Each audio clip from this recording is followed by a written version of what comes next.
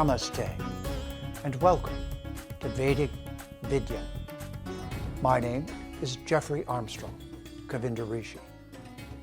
Vedic Vidya is available exclusively on Citti Media English channel on Sunday nights at 7 p.m. IST. Our topic tonight is who is trying to dismantle Hindutva, or why the Vedic culture is such a threat to Christian and Islamic cultures. Having only one lifetime is frightening. I'd like you to meditate on this for a moment. Just imagine you only have a day to live. You find out right now, while you're watching this video, that you only have 24 hours to live. Would you keep watching? Or would you say, whoa, that's scary. Okay, there's some things I've just got to go do. And start running around trying to figure out what to do with your remaining 24 hours. It's very important that you understand this. Just try to take some time and grasp that whatever we do in life is in a context. And the context, how dangerous the context is, how frightening it is, very much influences the way we live our lives. And it's so, you're so used to it. It's so normal, so-called, for Islamic culture, Judaic culture, Christian culture. I'm not being disrespectful. I'm just telling you the facts. They are one lifetime religions. Western civilization, no better, perhaps worse, material science, has no viewpoint about who we are in any kind of sacred or divine way. It's just all about inventing stuff and living for one lifetime, and then you're done. Well, these are not the most interesting worldviews, frankly. That's all I can tell you. And if that is the amount of time, and there's any danger that would come from the way you're living your life, do you understand? This idea has been used to intimidate people for thousands of years. They've been told there's only one life. In fact, the story goes on that previously they were somehow evil, and so they even started this one out at a disadvantage. And if they don't live one lifetime, some way perfectly up to someone's standard, then they're going to go, I don't know, to some horrible place of suffering. Do you like that story? I don't. It sounds horrible. It's a horror story. One lifetime, you're done, goodbye. Now, this isn't just wish fulfillment. This is making sense out of life. So I wanted to say this to you before I say the word Hindutva. So first of all, Hindu is a made-up word that came about during colonization based on the Sindhu River. Some say that the Persians and others on the other side of that river could not say the S. It's quite common in linguistics to make the S into an H, and called it the Hindus, the ones the other side of the Sindhu. Now, none of us who are practitioners of the Vedic Sanatan Dharma culture resent that word because everyone's using it. We would rather just use it also so that you know who we're talking about. Whereas you might need to get your Sanskrit dictionary out when I say Vedic Sanatan Dharma Sanskrit culture. But that's the official name of the civilization. And India is not the name of the culture either, the country. It's actually called Bharat. And there's a famous book called the Mahabharat, written 7,000 or so years ago, about that great culture of Bharat. But you see, just to not make life so difficult, and because Bharat, India, the home of the Hindus, the Hindu Vedic Sanatan Dharma Sanskrit culture, that culture was colonized by people who didn't want to know anything about it. At least not the part that inconvenienced them, which is what? Religion.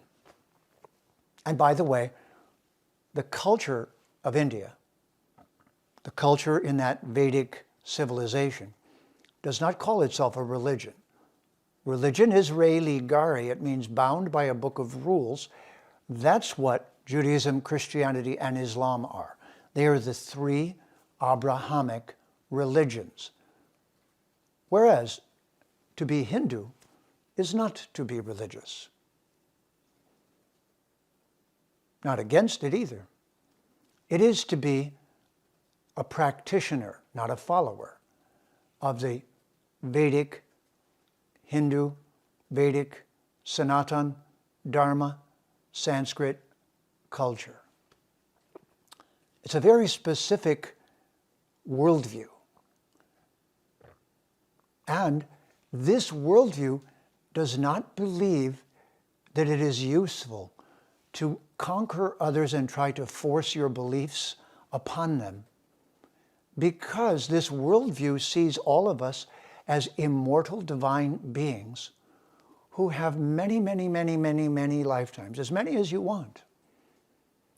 From where you are right now listening to me speak, I and you, if I'm still around when you're listening, we all are immortal beings. So if the body you're in breaks down and is no longer useful, you'll go to another one, and another one, and then another one, and then another one. Just like classes in a university. In fact, I call it the university.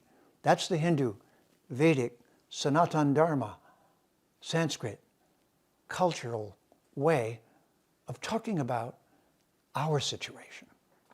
Everyone's. But you see, there's no such thing as a Hindu going out in the world with a gun and saying you must believe in reincarnation. It's laughable. Ask any Hindu that. Say, would you take a gun out and try to make everyone believe in reincarnation? They'll kind of giggle and go, no, I'm sorry, I would not do that. We don't do that, I am a Hindu. They're saying that for your benefit. I am a follower of a viewpoint that respects every living entity, that wouldn't think of forcing them to a viewpoint, that sees the divine in everyone. This is also why, originally, before colonization, before Islam and Christianity were violent in India, before outside forces came in using violence, in the culture of India, nobody coerced someone else to hold a particular viewpoint. And if they did, they were the extreme minority, and they weren't Hindu. So let's be clear. Hindutva has been weaponized by the people who are afraid of it. But you see, as Hindus, we have no desire to weaponize the culture that we're practicing because it has to be taught in a friendly way. Just try to think of it this way. Is the Supreme Being angry and dangerous, or friendly and your best friend? If there is a Supreme Being. I don't mind. If you say, I'm not sure yet, great. That's fine. That's intelligent. But at the same time, if there's a Supreme Being who made all the flowers and birds and everything, made it so beautiful, made the world, this incredible, beautiful world, if anyone's that smart, what's the likelihood that they're a despot and can't wait to hurt you? To someone who's a Hindu, that's a laughable idea. We laugh and go, no, no, no. I'm sorry, but you are very misunderstanding. Do you understand?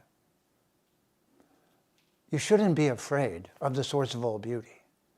You shouldn't be afraid of Hindus. Because Hindus, the worst thing they're going to do is talk too much. The worst thing they're going to do is tell you about their library. So there's a saying, which is, England conquered India for 200 years with gunpowder. And then India conquered England in 50 years with curry powder. This is an example of the way that the Vedic culture, the Hindu culture, someone who's Hindutva, this is what you should be afraid of. They would serve you a wonderful meal. They would look at you as a friend. They would share their culture with you if you're interested in, if you want to know. So Hindutva has not been weaponized because it doesn't need to weaponize, and it won't, except to protect itself, but not to go attack anyone. So I've made a little saying. This will help you to understand. The Hindu Vedic Sanatana Dharma culture is only shared by friendly conversation, not by coercion, not by conversion, only by friendly conversation. So I'm Hindutva. I stand for these principles. And you can imagine what kind of politics comes out of it. One that doesn't exploit the earth relentlessly, but believes in ecology. Would you like to see other species continue to thrive or be destroyed? Continue to thrive, thank you very much. Do you have respect for all creatures? Well, from a Hindu perspective, they all. May I give you the name? They're all an Atma. The same immortal being that's in us, same kind of being, which is called the Atma, is present in every creature, every plant, every independent animal that has a birth of its own and is experiencing life from its perspective. So if you're a Hindu, you hold this belief. Now, are you afraid? Are you shaking that, oh no, the Hindus will take over and we'll all believe that everything is sacred? Scary, huh? No. So this whole idea that you should be afraid of Hindutva, or even that there's a caste system. I mean, in every culture there are people who don't treat each other well sometimes. But the basis of the Vedic civilization is that you're not your birth. You're not your body. You're not those things. You're not your genetics. So really, honestly, Western civilization has a caste system because we believe people are their material categories. Now that's caste. And after all, in Western civilization, don't you pass your wealth on to your children? Don't you know that's a caste system? And everyone never tell you? That's a caste system. You're giving millions of dollars, and if you're a billionaire, you're endangering the world to your perhaps uneducated or not very sophisticated child. You're just giving enough money to alter the course of history. This is a caste system gone bad. Ooh. This is not Hindutva. So where did this all get started? When India got colonized. So Hindutva was the term for people who were trying to get the colonizers out of their country. And you think that's a problem? Ooh, Hindutva. Ooh. If criminals had came to your home and taken it over and stolen everything, and then you came with the police and tried to take it back, do we have a problem here? Or are you just trying to move back into your home? So, the thing to know is the Hindus in the Hindu Vedic Sanatana Dharma culture have not yet actually recovered from the terrible things done to them in the last 400 years by Islam, Christianity, colonizers, people who took their wealth, enslaved their culture, and they're trying to recover their balance. And Narendra Modi is a wonderful, intelligent, dedicated, truth-telling person who's the first Hindutva ruler that India has had for 1,000 years. Think of that. Imagine if the King and Queen of England had to go into exile and the whole culture of England was in exile for 1,000 years. And finally, somehow they made their way back. Geez, you get it? So there's no threat from the Hindus. They're just going to tell you about yoga, but only if you want to hear. They're going to teach you how to cook better, a system of medicine that keeps you healthy, a system of practices called yoga that show you how to live better in your body. So if anyone has convinced you to be afraid of the Hindu culture, I'm sorry, but that is just completely wrong. You should be afraid of violent cultures. You should be afraid of cultures that make you afraid. Even the way this pandemic is being handled is a fear-based method. It's not a friendly method. That's what's wrong. I mean, we all know there are diseases. We all know that we've got to do something about it. But forcing everyone and coercing them with mandates and laws and forcing one system of science upon people, this is a problem. And it's part of a larger problem, which is we live in a violent world. But the last people you have to worry about are those who are Hindutva. The ones you should really worry about are the ones who have billions of dollars without the moral compass to use it, are the ones who are trying to go to Mars instead of increase the benefits of life on our planet, for the ones who are using everything up and owning everything without responsibility, for governments that use weapons to coerce people into their political views. And I can assure you that if India took over the world tomorrow, Hindutva would say, well, everybody, the first thing is, namaste. Let's try to find a way to live together in spite of our apparent differences, because we all are immortal beings. We all can do this. We're living on Mata Bhumi, Mother Earth. That's Vedic, Sanskrit, for Mother Earth, Mata Bhumi. And Bhumi gave us human. We're all the humans here on our Mother Earth. And if I say to you, let's all work together to preserve Mother Earth so that future generations have a life, would you say my politics is dangerous? This is Hindutva. Hindutva says exactly that. This Hindutva is the least of your worries. And therefore, the next time you see someone who's Hindu, try this. Walk up to them and say, namaste.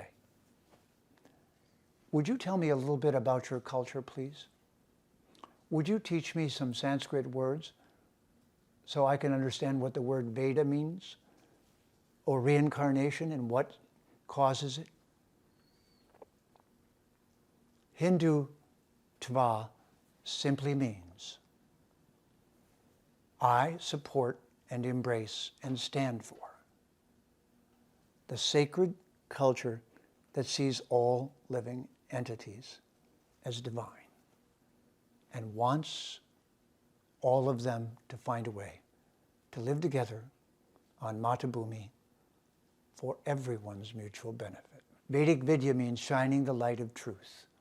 Tune in to Vedic Vidya on the Citti Media English channel on Sunday nights at 7 p.m. IST. My name is Govinda Rishi, Jeffrey Armstrong. See you next time, and have a Namaste day.